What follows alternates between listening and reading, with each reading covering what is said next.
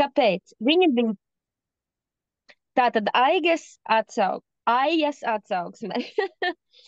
um, Viņai bija ļoti izteiktas problēmas ar svaru. Un šoreiz nedaudz savādākā veidā, kā mums visiem citiem, viņas svars bija pilnīgi nepietiekams. Un tas viņā noveda pat līdz smagām veselības problēmām, kā jūs varat iedomāties, ar asinīm un visādām citām lietām.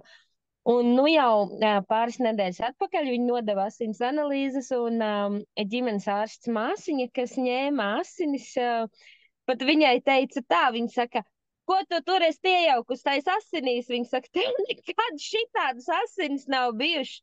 Kopš viņa viņu pazīst, viņai nekad nav bijuši iespējams paņemt normālu asins, teiksim, testa to tūbiņu, jo viņai vienmēr viņas ir bijušas ļoti šķidras un bezkrāsainas, teiksim tā. Tad šobrīd viņa ir ļoti, ļoti lepna par to, kādi ir rezultāti sasniegti viņai pašai.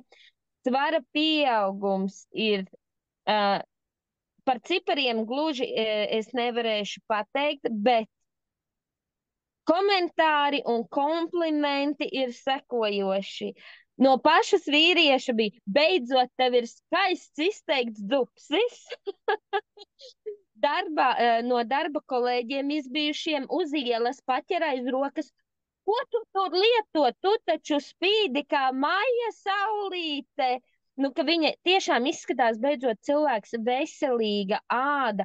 Un arī nav iekrituši vaigu kauliņi. Un saprotiet, mēs varbūt kā es, kuram vienmēr ir bijusi problēma ar lieko svaru, to pat iedomāties nevar, bet cilvēkam, kuram ir šāda tipa problēma, ir pavisam savādāk. Un tad, protams, pat lielākais lepnums ir bērnu junior power kokteils. Pateicoties Aijai, es arī savai meitiņai viņu sāku dot, un Aijas meitiņai ir nepilni 3 gadi. Jā, viņa viņu dod nepilns 3 gadu vecam bērnam.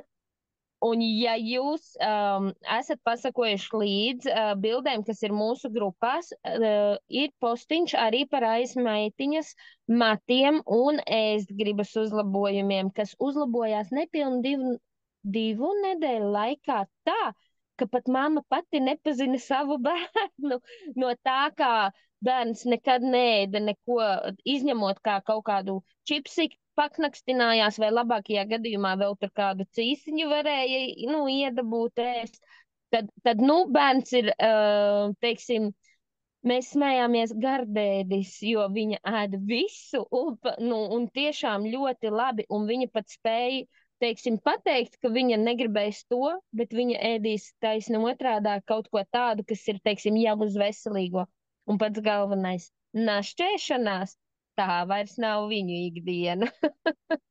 Tā kā, jā, un tieši arī mazās čiepas dēļ Aijai atkal nesanāca ienākt un pastāstīt, bet es ļoti ceru, ka tuvākajā laikā viņi noteikti pastāstīs sīkāk un vairāk. Gribu pieminēt par sevi. Esmu holidejā, esmu 3 mēnešus programmā, un es lepojos ar saviem rezultātiem, kas ir tikai -15 kilogrami. Un atbraucot holidejā uz Latviju, eju pa ielu un mani nepazīst.